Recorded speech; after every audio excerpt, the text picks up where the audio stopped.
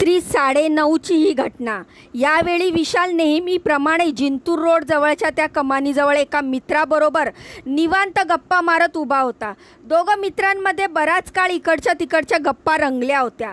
इतकात हनुमान मंदिरच्या पाठीमागील रोडवर बोलत उभा असताना ठाकरे कमानीकडून 2 मोटरसायकलवार 4 तरुण तिथे आले। त्यांनी मोटरसायकल विशालच्या बाजूला उभ्या केल्या। त्याच्या तोंडाला काळे रुमाल बांधलेले होते। त्यांच्यातील तिघांच्या हातात धारदार शस्त्रे होती आणि एकाच्या हातात हातोडा होता। पुढे त्यातल्या एकाने विशालच्या पाठीमागून धारदार शस्त्राने हल्ला केला। तेवढ्यात विशालने पाठीमागे वळून पाहिलं असता त्या चौघांनी विशालच्या हाताला धारदार शस्त्रांनी आणि हातोड्यांनी मारहाण करायला सुरुवात केली। त्यात विशालला बेदम मारहाण केल्यानंतर विशाल जमिनीवर रक्तबंबाळ अवस्थेत पडला आणि त्यानंतर ते चौघे परत मोटरसायकलने तिथून पसार झाले।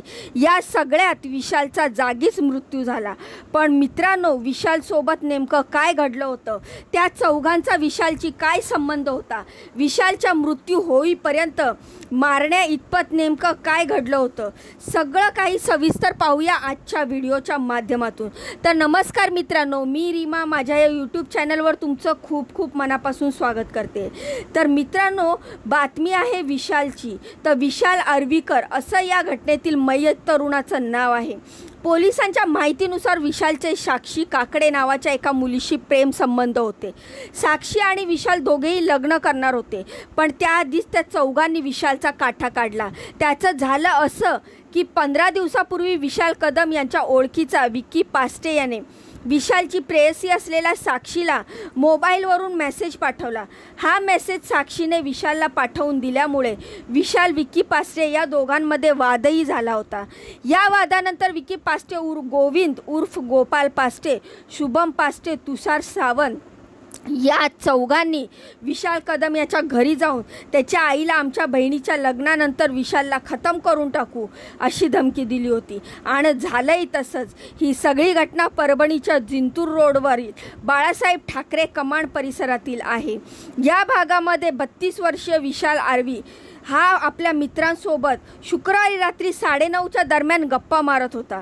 त्यावेळी अचानक 4 जणांनी धारदार शस्त्र आणि हातोड्याने विशालवर हल्ला चढवला आणि त्याचा निर्गुण खून केला। परभणीच्या नानेलपेठ पोलिसात वर्षा श्रीधर गामे यांनी दिलेल्या तक्रारीनुसार विशाल आर्वीकर आणि इतर 1 जण शुक्रवारी रात्री 9:30च्या सुमारास जिंतूर रोडवरील ठाकरे कमानीजवळ उभा होता। याच दरम्यान दुचाकीवरून 4 जण तोंडाला कपडा बांधून त्या ठिकाणी आले।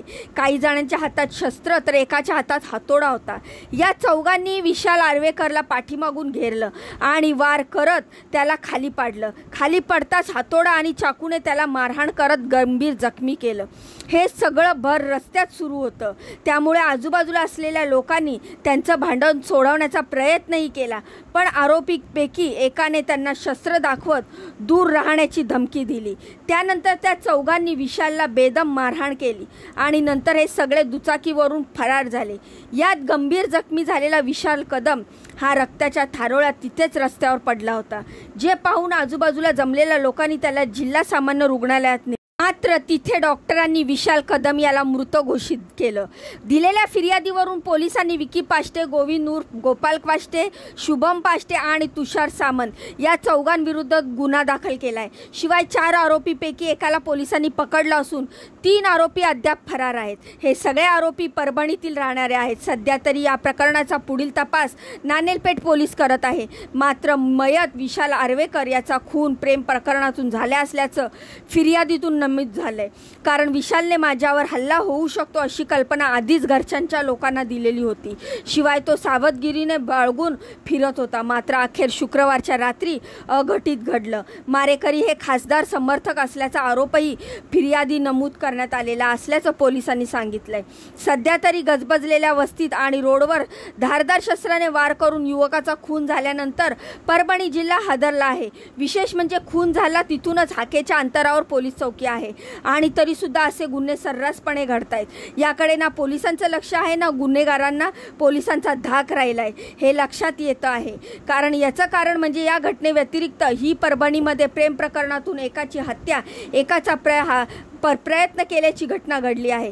7 मेची गोष्ट आहे। परभणीच्या गंगापेठमधील कासारवाडी पाटीजवळ प्रेम प्रकरणातून एका तरुणावर चौघांनी चाकू आणि लोखंडी रॉडने हत्या केल्याची घटना घडली।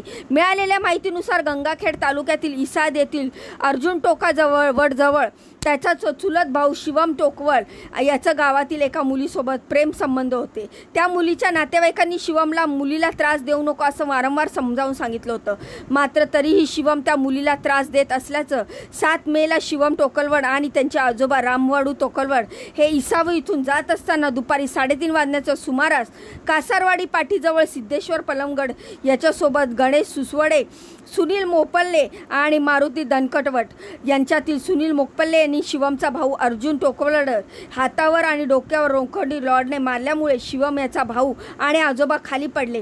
तेव्हा त्याच्याजवळ आलेल्या त्या चौघांनी शिवम याला जिवंत सोडायचं नाही असं म्हणत जीवे मारण्याच्या उद्देशाने शिवमवर वार करून त्याला गंभीररित्या जखमी केलंय। सध्या चौघांविरुद्ध गंगाखेड पोलीस ठाण्यामध्ये जीवे मारण्याचा गुन्हा दाखल करण्यात आलाय आणि पोलीस पुढील तपास सध्या करत आहे। तर मित्रांनो, तुम्हाला काय वाटतं वरील घटना पाहता?